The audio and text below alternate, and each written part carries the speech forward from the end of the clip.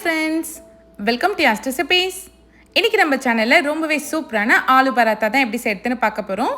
இந்த டிஷ்க்கு சைட் டிஷ்ஷே தேவையில்லை, வெறுமாவே சாப்பிட்லாம். அவ்வளோ டேஸ்ட் சூப்பராக இருக்கும். வாங்க எப்படி செய்யறதுன்னு பார்க்கலாம். ஒரு பவுலில் மெஷரிங் கப்பில் 2 கப் அளவுக்கு கோதுமை மாவு எடுத்துக்கோங்க.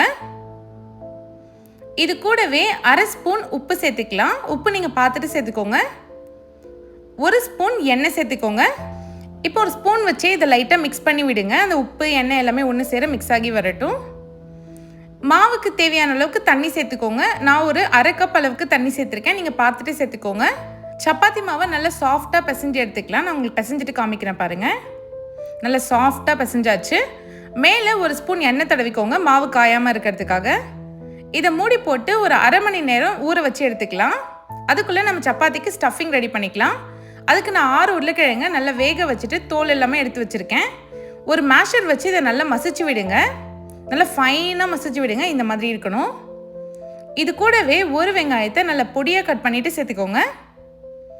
காரத்துக்கு ஒரு பச்சை மிளகாவை நல்லா மெலிசாக கட் பண்ணிவிட்டு சேர்த்துக்கலாம். நல்லா கை நிறைய தாராளமாக கொத்தமல்லி தழை கட் பண்ணிவிட்டு சேர்த்துக்கோங்க.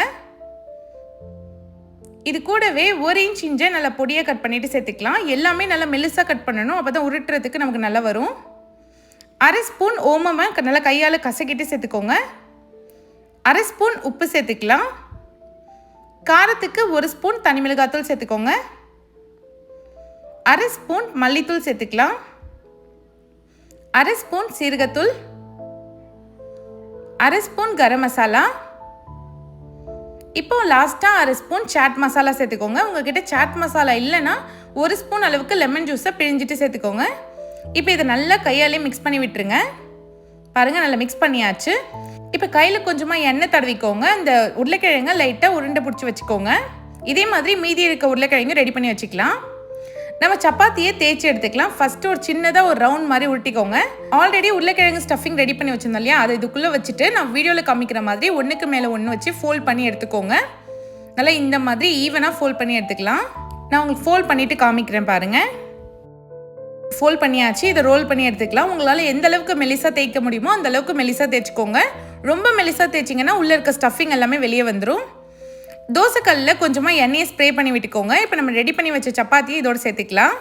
சேர்த்துட்டு ஒரு 2 மினிட்ஸ் இது வேகட்டும். அதுக்கு மேலே கொஞ்சமாக எண்ணெய் இல்லைன்னா பட்டர் சேர்த்துக்கோங்க.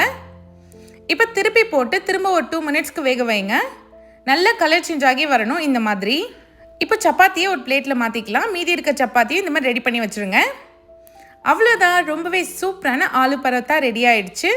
இது கூட நீங்கள் கர்ட் இல்லைன்னா பிக்கிள் வச்சு சாப்பிட்டிங்கன்னா இன்னுமே டேஸ்ட் ரொம்ப சூப்பராக இருக்கும். உள்ளே பாருங்கள் அந்த ஸ்டஃபிங் எவ்வளோ சூப்பராக ரெடி ஆகிருக்குன்னு. இதை நீங்களும் கண்டிப்பாக உங்கள் வீட்டில் ட்ரை பண்ணி பாருங்கள். ட்ரை பண்ணிவிட்டு எப்படி இருந்துச்சுன்னு கமெண்ட் பண்ணுங்கள். வீடியோ பிடிச்சிருந்தா மறக்காமல் யாஸ் ரெசிபீஸ் சேனலை சப்ஸ்கிரைப் பண்ணிவிடுங்க. தேங்க்ஸ் ஃபார் வாட்சிங்.